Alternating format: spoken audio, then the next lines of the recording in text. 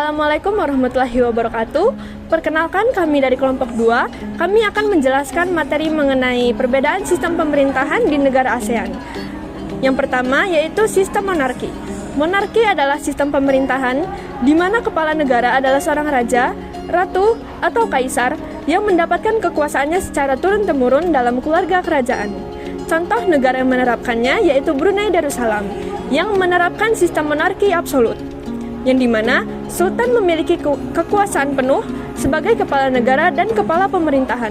Lalu, ciri-ciri utama pemerintahan monarki di ASEAN itu yang pertama, kepala negara, raja atau sultan itu tidak dipilih melalui pemilu, tetapi mereka diwariskan secara turun-temurun dalam keluarga kerajaan.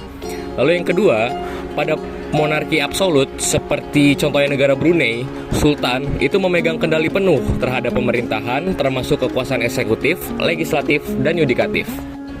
Contoh negara yang menganut sistem pemerintahan monarki, yang pertama ada Brunei Darussalam yang dipimpin oleh Sultan Hassanal Bolkiah memegang semua kekuasaan sebagai pemimpin absolut.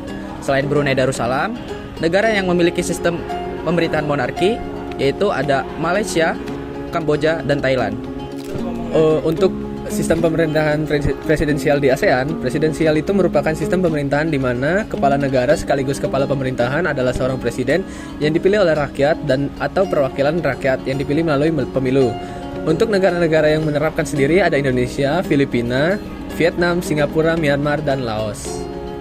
Untuk ciri-ciri utama pemerintahan presidensial di ASEAN yaitu kepala negara atau presiden sekaligus kepala pemerintahan dipilih melalui pemilu oleh rakyat. Presiden memiliki masa jabatan tertentu, misalnya 5 tahun di Indonesia dan 6 tahun di Filipina. Terdapat pemisahan kekuasaan yang jelas antara eksekutif atau presiden, legislatif atau parlemen, dan yudikatif. Presiden memiliki hak untuk membentuk kabinet dan menjalankan kebijakan pemerintahan. Indonesia dan Filipina. Di Indonesia, Presiden Joko Widodo sebagai kepala negara dan kepala pemerintahan.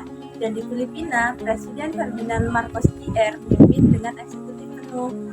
Jadi, untuk kesimpulannya adalah negara monarki di ASEAN, Brunei dan Thailand menempatkan raja atau sultan sebagai kepala negara dengan peran yang berbeda tergantung dengan monarkinya, absolut atau konstitusional. Sedangkan negara yang menganut sistem presidensial, Indonesia dan Filipina, memilih presiden sebagai kepala negara dan kepala pemerintahan melalui proses demokratis dengan kekuasaan yang dibatasi oleh masa jabatan. Sekian dari kami.